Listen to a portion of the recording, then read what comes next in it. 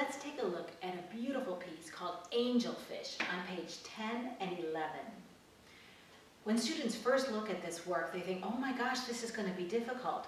But they look at the keyboard up at the top of the page and they find these whole steps underneath their fingers.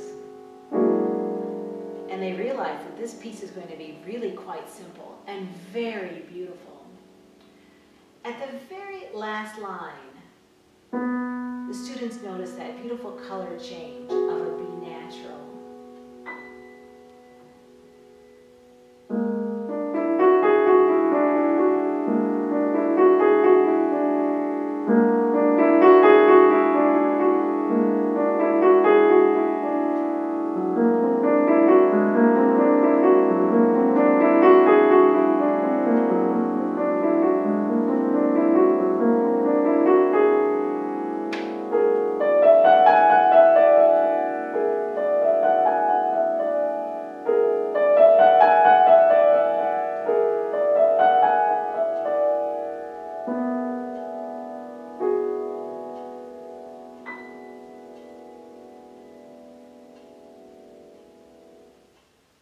You notice that I use flexible wrists throughout this piece.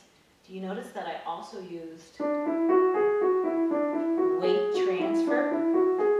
Instead of having the student play with rigid wrists and arms like this, the sound is not good like that, very notey, but when they use weight transfer and the arm supports each finger that plays, then you have a really beautiful and luxurious sound. And all 5 fingers actually become the same length, and that's what we want with the weight transfer technique. Do you notice at the very end, I use this technique. It's like I'm pulling tissue out of a tissue box. And this is one of the 7 touch releases that the student learns in succeeding at the piano. We will get to those in the later levels. Now let's turn to page 12. In this unit, students learn the major 5-finger pattern and triad. Here we have C major. The student, of course, needs to remember tonic note, followed by whole note, followed by whole note, half note, and whole note. And then the 1st, 3rd, and 5th notes of the 5-finger pattern create a C triad. This is catching the cheetah.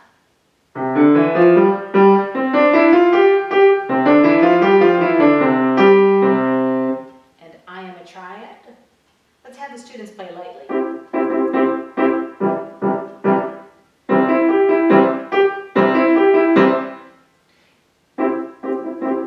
This little technique, the wrist comes up first. Do you notice that? That is actually called a rebound staccato, and that's another one of the 7 touch releases we will get to later on in succeeding at the piano. So now let's go ahead and turn to page 14. Here the students are reviewing tonic and dominant. In this particular piece, the tonic note is in the left hand and it's in the treble clef. And then the dominant note, the G, is also in the left hand. This is an old piece by Cornelius Gurlitt.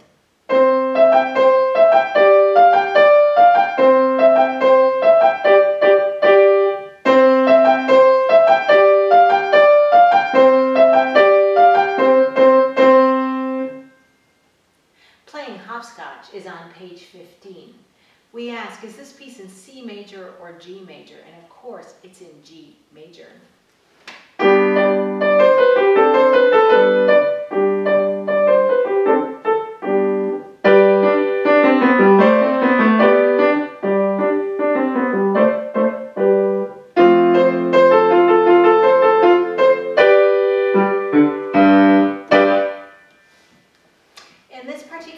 You notice the melody is first in the right hand, and the second line, the melody is in the left hand.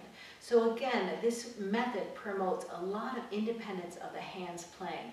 So it's good for students to get ready for classical music. At the very end, let's have our students not reach or stretch for any key, but again, have all 5 fingers playing as friends. So they're right next to each other like a ball. Let's go on to page 16. This is a wonderful piece called King Tut. Here we are in the key of D, or D position, we should say. And you remember from grade 1, we want our students to put their third finger on the F sharp and then lower their hand to the D major triad. This way, the hand always stays in its perfect hand shape.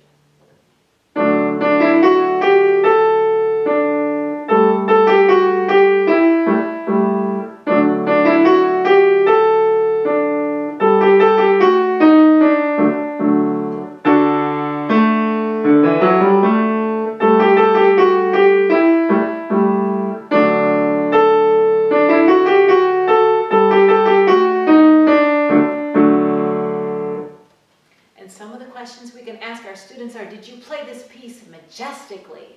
And they'll definitely say, yes, I did. And were the downbeats of every phrase strong? So not always do we want the downbeat strong in a piece, but in this particular one, it really works to make the piece sound more majestic.